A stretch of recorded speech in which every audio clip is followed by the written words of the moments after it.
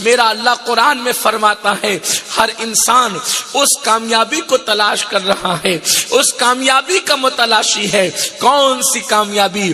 ہاں وہی کامیابی جو اللہ نے صحابہ کو عطا فرمائی، ہاں وہی کامیابی جو اللہ نے اہل بیت کو عطا فرمائی، ہاں وہی کامیابی جو اللہ نے ولیوں کو عطا فرمائی، ہاں وہی کامیابی جو اللہ نے اسلاف کو عطا فرمائی، ہاں وہی کامیابی جو اللہ نے نیک بندوں کو عطا فرمائی۔ اگر تم وہ کامیابی چاہتے ہو تو میرا اللہ فرماتا ہے کامیاب ہو گئے وہ لوگ جو اپنی نمازوں کو نمازوں میں گڑ گڑاتے۔ قد افلح المؤمنون الذین هم فی صلاتهم خاشعون۔ وہ کامیاب ہو گئے جو نمازوں میں گڑ گڑاتے ہیں، یعنی ان کی نمازیں بھی گڑ گڑا کر ہوتی ہے۔ آج تو ہماری نمازیں ہی نہیں ہیں، لوگوں کو نماز کا عنوان اب اتنا پرانا لگنے لگا ہے کہ لوگ سوچتے ہیں یہ نماز کے عنوان پہ گفتگو، مگر یاد رکھیے آپ کو نہیں پتا میرے رسول نے، میرے نبی نے فرمایا کہ جس کا کی نماز نہیں اس کا دین نہیں۔ الا لا الا لا دین اللہ صلاۃ اللہ، اس کا دین نہیں ہے جس کی نماز نہیں۔ آج بلکہ ایک مقام پر فرمایا اس کا ایمان نہیں ہے جس کی نماز نہیں۔ مسلم قوم مسلم کی 95% آبادی نمازی نہیں ہے۔ ایک کم و بیش 110 سے زائد صحابہ کا فتویٰ ہے کہ جس نے جان بوجھ کے نماز چھوڑی وہ کافر ہو گیا۔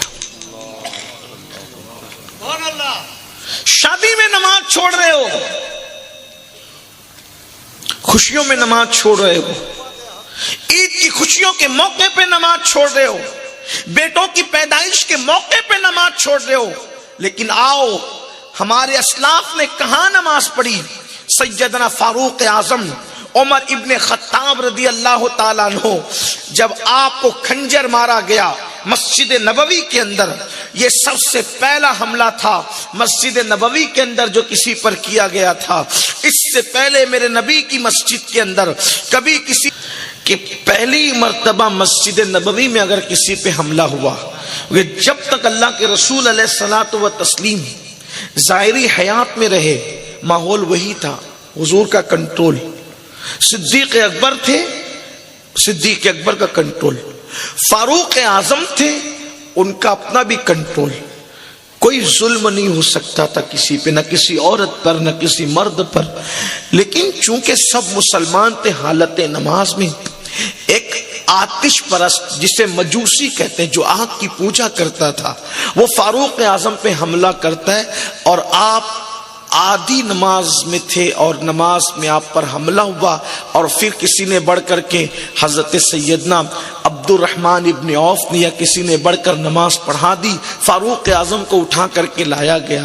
فاروق اعظم نے فرمایا ابھی تو نماز کا ٹائم باقی ہے اور میری نماز ہوئی نہیں۔ نماز میں تھے، حملہ ہوا، زخموں سے خون بہ رہا ہے اور اتنا زخم ہے کہ اب بچنے کی امید نہیں ہے، لیکن فاروق اعظم کہتے ہیں ابھی نماز کا وقت ہے، ابھی وہ مرہم پٹی کرانے کی فکر نہیں، ابھی خون بند کرانے کی فکر نہیں، ابھی زخموں کی فکر نہیں، فکر کس کی ہے؟ نماز کی فکر ہے۔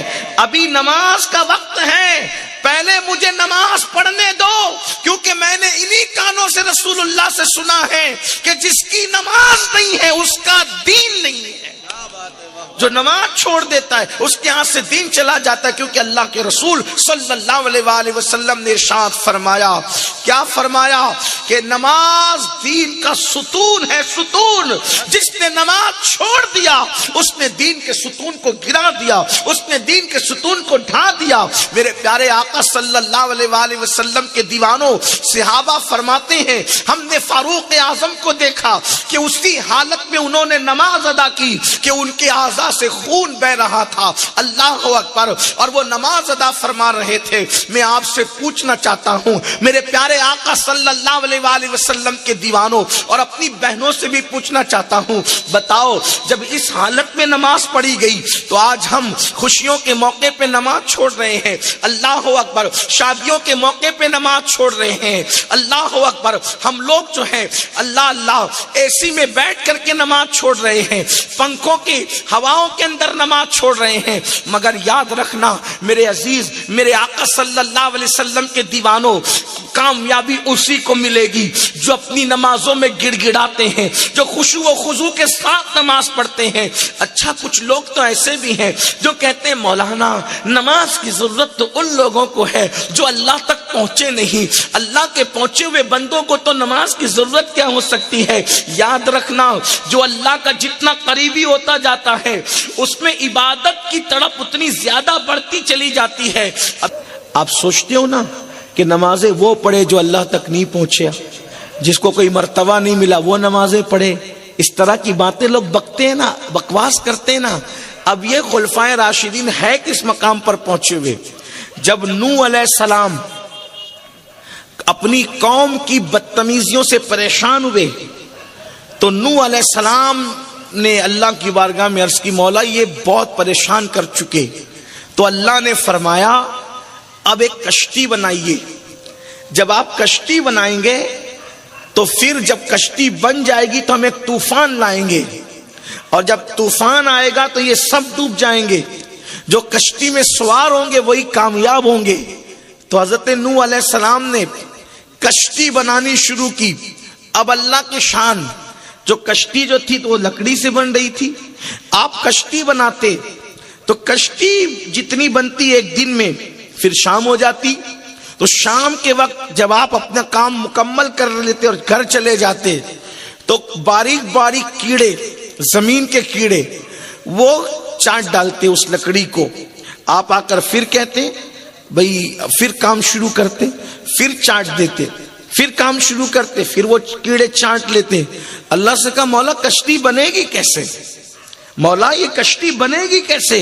मैं काम करता हूं ये चाट लेते हैं, मैं काम करता हूं ये चाट लेते हैं, कैसे कश्ती बनेगी, कीड़े चाट लेते हैं। अल्लाह ने फरमाया नूह, ए नूह, अगर तू चाहता है कि ये कश्ती की लकड़ियों को कीड़े न चाटे तो मेरे महबूब बंदों के नाम तू अपनी इस कश्ती में लिख दे। जो मेरे प्यारे हैं, जो मेरे महबूब हैं, उनके नाम लिख इस कश्ती पर। जब तू लिख देगा तो इसको कीड़े नहीं चाटेंगे। तो अर्ज की मौला वो कौन है, जरा तू ही बता कि नाम कौन है। तो फरमाया वो मेरे नबी के 4 यार हैं, मेरे महबूब के 4 यार हैं, अबू बकर सिद्दीक, उमर फारूक, उस्मान गनी और अली हैदर कर्रार। जब उस्मान गनी और ये जो चारों नाम लिखे नूह अलैहिस्सलाम ने लगा दिए, फिर उसके बाद उस कश्ती को कीड़ों ने नहीं चाटा। हजरत नूह अलैहिस्सलाम की कश्ती कीड़ों से भी महफूज रही और तूफान में भी महफूज रही। सोचो, नूह की कश्ती पर अल्लाह का पैगंबर जिसका नाम लिखता है वो मेरे नबी के ये 4 यार हैं। अल्लाह अकबर, गौर फरमाएं। और उनमें दूसरे यार फारूक आजम, अल्लाह अकबर, उनको जो है वो जख्म लग रहा है और जख्म की हालत में भी फारूक आजम नमाज अदा फरमा रहे हैं और कहते हैं कि मैंने अपने नबी से सुना, अल्लाह के रसूल ने फरमाया कि जिसकी नमाज नहीं उसका दीन नहीं। अब आप मुझे बताएं, जिन्हें जन्नत की बशारतें मिली हो, जिनके नाम नूह अलैहिस्सलाम की कश्ती पर लगे हों, अल्लाह अकबर, वो लोग नमाज न छोड़े और वो भी इस हालत में न छोड़े, बल्कि अगर ऐसी हालत में नमाज छूट जाती तो ये तो उज़्र ही था, इतने जख्मी थे, खून बह रहा था, लेकिन उस हालत में भी उन्होंने नमाज नहीं छोड़ी। और आज मेरा जवान नमाज तर्क कर रहा है। याद रखना, ऐ मेरे आका सल्लल्लाहु अलैहि वसल्लम के दीवानों, नाकाम रहोगे जब तक मस्जिदों से दूर रहोगे, नाकाम रहोगे जब तक تک سجدوں سے دور رہو گے اسی طرح بلبلاتے رہو گے, اسی طرح تڑپتے رہو گے. کوئی اللہ کی مدد آنے والی نہیں ہے. اگر زمانے میں انقلاب چاہتے ہو تو اللہ کے گھروں کی طرف آنا ہوگا, اللہ کے گھروں کی طرف پلٹنا ہوگا. جانتے ہو, آؤ میں ایک حدیث پاک پڑھوں اور اپنی گفتگو اس پر مکمل کروں. میرے آقا صلی اللہ علیہ وآلہ وسلم کے دیوانوں, اللہ کے حبیب غیب دا نبی صلی اللہ علیہ وآلہ وسلم ارشاد فرماتے ہیں, جو نماز چھوڑ دیتا ہے اس کے لیے بلائیں ہیں. دنیا میں چند بلائیں, مرتے وقت چند بلائیں, قبر میں چند بلائیں, قیامت کے دن کی چند بلائیں. وہ بلاؤں میں گرفتار ہوگا. یعنی نماز چھوڑنے والا دنیا میں رہے تو بلاؤں میں, مرے تو بلاؤں میں, قبر میں جائیں تو بلاؤں میں, قیامت کے دن اٹھے تو بلاؤں میں. اللہ اکبر. یہی وجہ تو تھی کہ اللہ اکبر, آپ جس بھی نیک بندے کو دیکھیں وہ آپ کو نماز کا پابند ملے گا. حضرت فاروق اعظم اللہ اکبر نماز پڑھ رہے ہیں شہادت کے وقت بھی, امام حسین نماز پڑھ رہے ہیں شہادت کے وقت بھی. اللہ کے رسول علیہ السلام اس حالت میں ہے کہ بظاہر مسجد چل کر نہیں جا سکتے, تو دو لوگوں کے کندھوں پہ ہاتھ رکھ کر میرے سرکار مسجد جا رہے ہیں. آپ اندازہ تو فرمائیں. اللہ اکبر, اللہ اکبر. بلکہ مولا کائنات شیر خدا علی مرتضی فرماتے ہیں, اگر اللہ قیامت میں مجھے اختیار دے گا کہ میں نماز پڑھوں یا جنت میں جاؤں, تو میں جنت میں جانے پر نماز کو ترجیح دوں گا, نماز پڑھوں گا. نماز, لوگ کہتے ہیں نماز میں کیا رکھا ہے. میں نے کہا علی سے پوچھ نماز میں کیا رکھا ہے. کچھ لوگ تانا دیتے تم جنت کے لیے نماز پڑھتے ہو. میں نے کہا جنت کے لیے نماز کی کیا بات ہے. جس کو نماز کی لذت ملی وہ جنت پر ترجیح دیتے ہیں نماز کو. مولا علی فرماتے میں نماز کو ترجیح دوں گا جنت پر. علی یہ مرتضی کہہ رہے میں نماز. ہم کون سے علی والے ہیں؟ ہم صحابہ کے نام پہ سیاست کر رہے ہیں, اہل بیت کے نام پہ سیاست کر رہے ہیں. صرف نعرے ہی رہ گئے, صرف نعرے ہی رہ گئے. نعروں کے سوا ہمارے پاس بچا گیا.